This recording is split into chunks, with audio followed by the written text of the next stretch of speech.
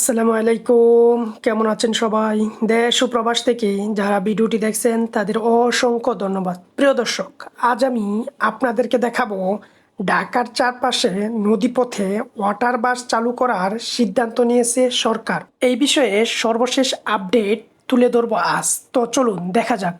অতীতে ৩ দফা ব্যর্থ হওয়ার পর আবারও সচল হচ্ছে রাজধানীকে ঘিরে চক্রাকার নৌরুট। সরকারি প্রতিষ্ঠানের আগের ব্যর্থতায় এবার বেসরকারি উদ্যোক্তাদের খুঁজছে সরকার।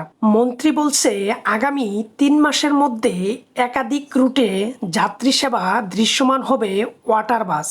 অনিশ্চয়তার মেঘ ফুরিয়ে উকি দিচ্ছে সম্ভাবনা। যে নদীকে বলা হয় শহরের প্রাণ, অবাধ যাতায়াতের সহজ মাধ্যম, তাই যেন বড্ড অবহেলিত ঢাকার বাস্তবতায়। অতীতে যাত্রী পরিবহনে বুড়িগঙ্গা, শীতললক্ষা, বালি আর তুরাগ নদীতে ওয়াটার বাস চলাচলের পদক্ষেপ নেওয়া হয়েছিল কয়েকবার।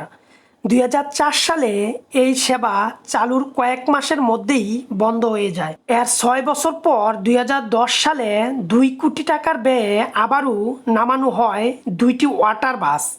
তৃতীয় দফায় ২০১৩ সালে ৬টি ওয়াটার বাস গাবতলী সদরঘাট রুটে যাতায়াত শুরু করলেও সেটি বন্ধ হয়ে যায় কয়েকদিন বাদে। গত এক যুগে অনেক জল গড়ানোর পর ঢাকার চারপাশে নদীতে আবারও ওয়াটার বাস নামাতে চায় নতুন সরকার। নৌ কর্তৃপক্ষ বলেন প্রাথমিকভাবে গুরুত্ব পাবে সদরঘাট থেকে আশুলিয়া রুটে, কেননা এ রুটে সদরঘাট, সোয়ালিয়াঘাট, খোলামোড়া, বসিলা, আমিনবাজার, সন্নিটেক ও আশুলিয়াতে বিআইডব্লিউটি এর অবতরণ ঘাট বা ল্যান্ডিং স্টেশন রয়েছে। এগুলোর মধ্যে কোন কোন টপিজে নৌযান চালানো যায় তার সম্ভাবনা যাচাই চলছে।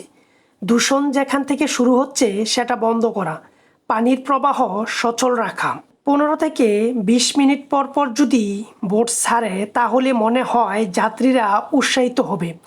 গন্তব্য যেতে ভোগান্তির কারণে সফলতার মুখ দেখেনি আগের উদ্যোক্তাগুলো, তাই এবার এসব সীমাবদ্ধতা দূর করতে বেসরকারি উদ্যোক্তাদের যুক্ত করতে চায় সরকার।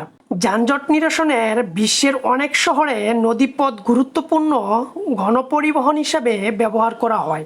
ঢাকাতেও সেই সম্ভাবনা রয়েছে, তবে অতীতের সব ব্যর্থতা থেকে শিক্ষা নিয়ে এবার হয়তো কার্যকর হয়ে উঠবে ওয়াটার বাস প্রকল্প। প্রিয় দর্শক, আমার এই ভিডিওটি আপনাদের কাছে কীরকম লাগলো তা অবশ্যই কমেন্টের মাধ্যমে জানাবেন। আর কে কীরকম ভিডিও চাচ্ছেন তাও কমেন্টের মাধ্যমে জানাবেন।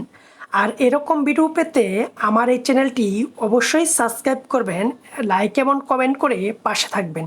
তো আজ এই পর্যন্তই, আবারও দেখা হবে নতুন কোনো এক ভিডিওতে। সেই পর্যন্ত সবাই ভালো থাকবেন, সুস্থ থাকবেন। আল্লাহ হাফেজ। আসসালামু আলাইকুম।